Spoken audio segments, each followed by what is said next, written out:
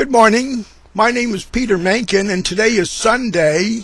The month is February, and today is actually Valentine's Day. On the 17th of February is Ash Wednesday, the beginning of Lent. Now, I've begun a series of poems, reading them, that are from the year 2002. This one was originally posted on the Writers' Workshop, the Atlantic Monthly Writers' Workshop, where it was commented upon, and I'll read my response to one of the comments after I read the poem. The cat's tail may be in the camera here. Hold on a second. Let me move this kitty cat. Okay, there we go. The name of the poem is Unfolding in the Silence and Sound by Peter Menkin, and it was written March 20th, 2002.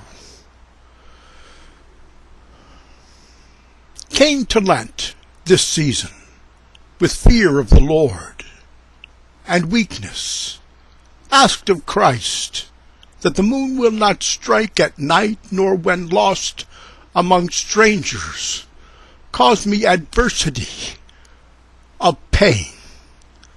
I am yours, you are mine, abide in you. Exercises. Making room for silence, the sound of life.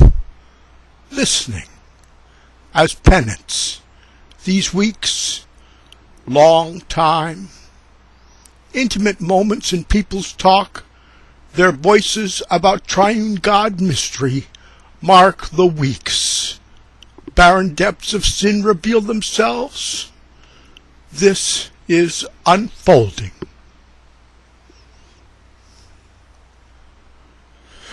The person who commented on my poem's name was Marie, and this on the Atlantic Monthly Writers' Workshop back in 2002. And I responded by saying I wanted to write a poem about this Lenten season, and I felt the need to express the sense of penance and knowledge of sin.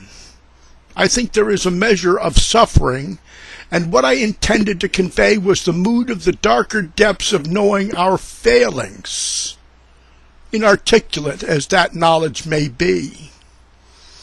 This is a religious poem, and maybe one not so theologically sound or accurate in a mass experience sense. If there are parts that touch one, parts of the poem that is, then it succeeds. I do not think it holds large truths too high for itself, even though it says there can be a kind of penitential experience in listening. The idea here is a contemplative one, and it is in time with the contemplative notion that one hears God. One may speak, but one hears. And in that way, one hears also the knowledge one is penitential, even when one may not be conscious. This is a condition, and I think it is something we attempt during Lent, albeit I do so with moderation. That there is suffering in this is to the good, but it is an underlying state. I don't want to belabor the poem, since that is pretty much involved with something that should bear more joy. Yet it is there, this knowledge of sin. We are often failures in many ways, humanly so. Thank you for taking the time to listen to this poem. I appreciate your taking the time to pose questions. Thank you for the allowance of having an ambition with this work.